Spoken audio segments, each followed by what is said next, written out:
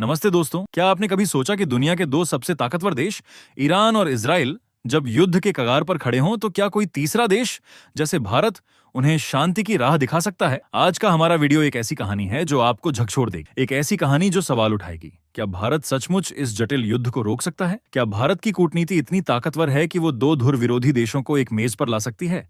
और अगर हाँ तो कैसे? लेकिन अगर नहीं तो क्या होगा इस दुनिया का? क्या हम एक और विश्व युद्ध की ओर बढ़ रहे हैं? इस सस्पेंस से भरे सफर में हमारे साथ बने रहिए, क्योंकि आज हम खोलेंगे वो सारे राज जो आपको चौंका देंगे। आज हम बात करेंगे कैसे भारत ईरान और इजराइल के बीच चल रहे मौजूदा युद्ध को रोकने में मदद कर सकता है। तो चलिए शुरू करते हैं। आपके दिमाग में अभी सवाल उठ रहा होगा, क्या सचमुच भारत इतना बड़ा रोल निभा सकता है? दोस्तों, ये कोई साधारण कहानी नहीं है।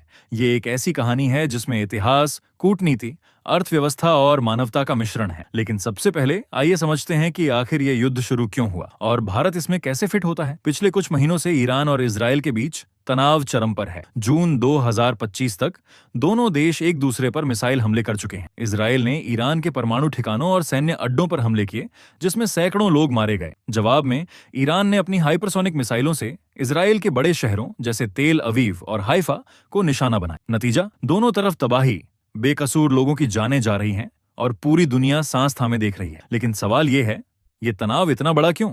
इसकी जड़ें इतिहास में गहरी हैं। ईरान और इजराइल के बीच दुश्मनी कोई नई नहीं। 1979 की ईरानी क्रांति के बाद से जब ईरान में इस्लामिक गणराज्य बना, दोनों देशों के रिश्ते बिगड़ गए। पहले पाहलवी शासन के दौरान ईरान और इजराइल के बीच दोस्ती थी, लेकिन क्रांति के बाद ईरान ने इजराइल को अपना दुश्मन मान लिया। क्यों? क्योंकि ईरान का मानना है कि इजराइल अमेरिका के साथ मिलकर मध्य पूर्व में उसकी ताकत को कम करना चाहता है। दूसरी तरफ इजराइल को डर है कि ईरान का परमाणु कार्यक्रम उसे और उसके सहयोगियों को खत्म कर सकता है।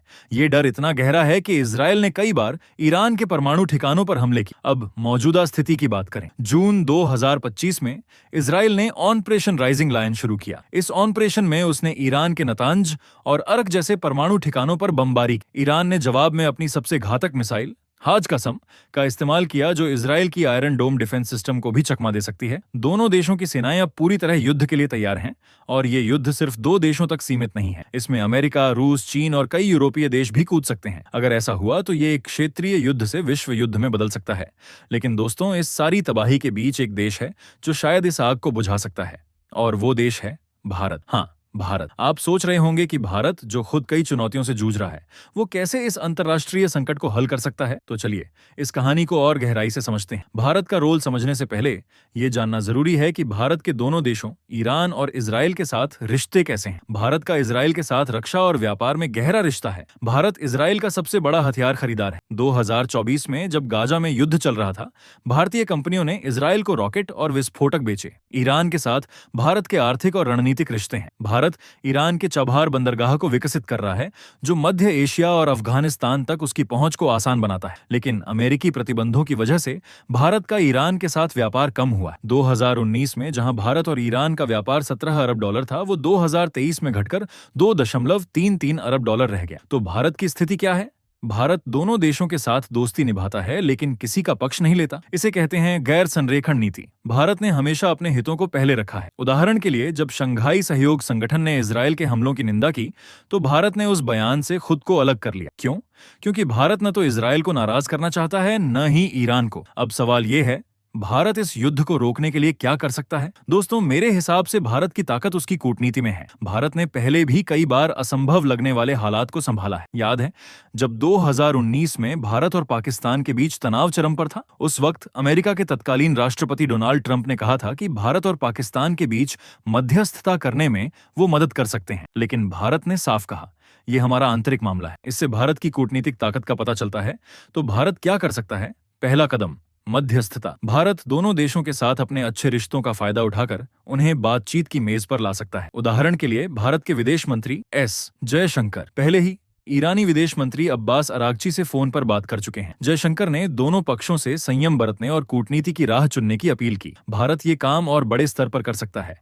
वो एक तटस्थ मंच दे सकता है, जहां ईरान और इजराइल अपनी शिकायतें और डर खुलकर रख सकें। दूसरा कदम, आर्थिक दबाव। भारत एक बड़ा तेल आयातक देश है। वो मध्य पूर्व से 40% से ज्यादा तेल खरीदता है। अगर ये युद्ध बढ़ा तो तेल की कीमतें आसमान छू सकती हैं। जून 2025 में ब्रेंट क्रूड की कीमत $75 प्रति बैरल को पार कर गई। अगर युद्ध और बढ़ा तो ये $85 तक जा सकती है। भारत अपने आर्थिक प्रभाव का इस्तेमाल करके दोनों देशों को समझा सकता है कि युद्ध का सबसे ज्यादा नुकसान उनकी अर्थव्यवस्था को होगा, खासकर ईरान, जो पहले से अमेरिकी प्रतिबंधों से जूझ रहा है। तीसरा कदम, अंतर्राष्ट्रीय समुदाय को साथ लाना। भारत G7 और G20 जैसे मंचों पर एक महत्वपूर्ण आवाज है। वो इन मंचों पर ईरान और इजरायल के बीच शांति की अपील कर सकता है। साथ ही भारत रूस और चीन जैसे देशों से भी बात कर सकता है जो ईरान के करीबी हैं। अगर भारत इन देशों को मना ले कि वो ईरान पर दबाव डालें तो शायद ईरान अपनी आक्रामकता कम करे। चौथा कदम, मानवीय मदद। भारत ने पहले भी युद्धग्रस्त इलाकों में मानवीय मदद भेजी है। उदाहरण के लिए, जब गाजा में युद्ध चल रहा था, भारत ने वहां दवाइयां और खाना भेजा। भारत ईरान और इजरायल में फंसे नागरिकों, खासकर अपने नागरिकों को निकालने के लिए ऑपरेशन सिंधु शुरू कर चुका है। जून 2025 तक भारत ने ईरान से 1000 से ज्यादा नागरिकों को निकाला। ये दिखाता है कि भारत न सिर्फ कूटनीति में माहिर है बल्कि मानवीय संकटों को संभालने में भी सक्षम है। लेकिन दोस्तों, ये सब इतना आसान नहीं है। भारत के सामने कई चुनौतियां भी हैं। पहली चुनौती, अमेरिका। इजराइल अमेरिका का सबसे करीबी सहयोगी है। अगर भारत बहुत ज्यादा ईरान का साथ देता दिखा तो अमेरिका नाराज हो सकता है और भारत अमेरिका के साथ अपने रिश्ते खराब नहीं करना चाहेगा। दूसरी चुनौती, ईरान की जिद। ईरान का supreme leader Ayatollah Ali Khamenei बार बार कह चुका है कि वो इजराइल के सामने नहीं झुकेगा। ऐसे में उसे बातचीत के लिए मनाना आसान नहीं होगा। तीसरी चुनौती, इजराइल की सुरक्षा चिंताएं। इजराइल का मानना है कि ईरान का परमाणु कार्यक्रम उसकी वजूद के लिए खतरा है। जब तक ईरान अपने परमाणु कार्यक्रम को पूरी तरह बंद नहीं करता, इजराइल शायद शांति के लिए तैयार ना हो। तो क्या भारत इन चुनौतियों से पार पा सकता है? मेरा मानना है हाँ, पा सकता है, लेकिन इसके लिए भारत को बहुत सावधानी से कदम उठाने होंगे। भारत को अपनी तटस्थता बनाए रखनी होगी। उसे न तो इजराइल का खुलकर समर्थन करना चाहिए, न ही ईरान का। भारत को बस एक मध्यस्थ की भूमिका निभानी चाहिए, और ये भूमिका भारत के लिए नई नहीं है। 1991 में जब इराक और कुवैत के बीच युद्ध हुआ, भारत ने दोनों पक्षों से बात करके शांति की कोशिश की थी। अब थोड़ा पर्सनल ओपिनियन दोस्तों, मुझे लगता है कि भारत के पास एक अनोखी ताकत है। वो है उसकी सॉफ्ट पावर। भारत की संस्कृति, उसका अहिंसा का सिद्धांत और गांधी जी का दर्शन पूरी दुनिया में मशहूर है। भारत इस सॉफ्ट पावर का इस्तेमाल करके दोनों देशों को समझा सकता है कि युद्ध से किसी का भला नहीं होगा। युद्ध सिर्फ तबाही लाता है, और ये बात ईरान और इजराइल दोनों को समझनी होगी। आइए एक उदाहरण से समझते हैं। मान लीजिए आपके दो दोस्त आपस में लड़ रहे हैं, दोनों एक दूसरे को गलत समझते हैं।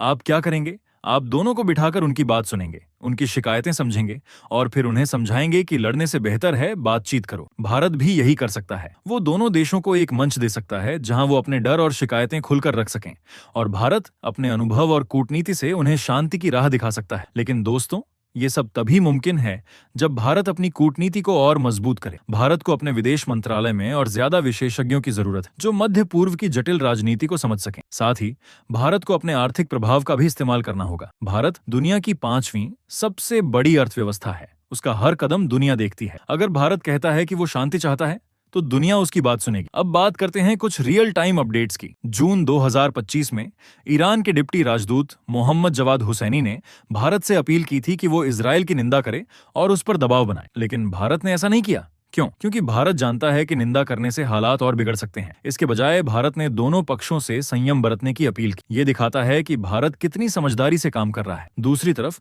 इजराइल के प्रधानमंत्री बेंजामिन नेतन्याहू ने भारतीय प्रधानमंत्री नरेंद्र मोदी को फोन करके युद्ध की पूरी जानकारी दी। इससे पता चलता है कि इजराइल भारत को कितना महत्व देता है। भारत के लिए ये एक सुनहरा मौका है। वो इस विश्वास का इस्तेमाल करके दोनों देशों को बातचीत की मेज पर ला सकता है। लेकिन दोस्तों, ये कहानी इतनी आसान नहीं है। इस युद्ध का असर सिर्फ ईरान और इजराइल तक सीमित नहीं है, इसका असर भारत पर भी पड़ रहा है। कैसे? सबसे बड़ा असर तेल की कीमतों पर। भारत अपनी 85% तेल की जरूरत आयात से पूरी करता है। अगर ये युद्ध बढ़ा तो तेल की कीमतें और बढ़ेंगी और इसका सीधा असर आपकी जेब पर पड़ेगा। पेट्रोल, डीजल और रोजमर्रा की चीजों की कीमतें बढ़ जाएंगी। साथ ही भारत के चबहार बंदरगाह प्रोजेक्ट और India middle east Europe corridor जैसे महत्वाकांक्षी प्रोजेक्ट्स भी रुक सकते हैं। तो क्या भारत को चुप रहना चाहिए?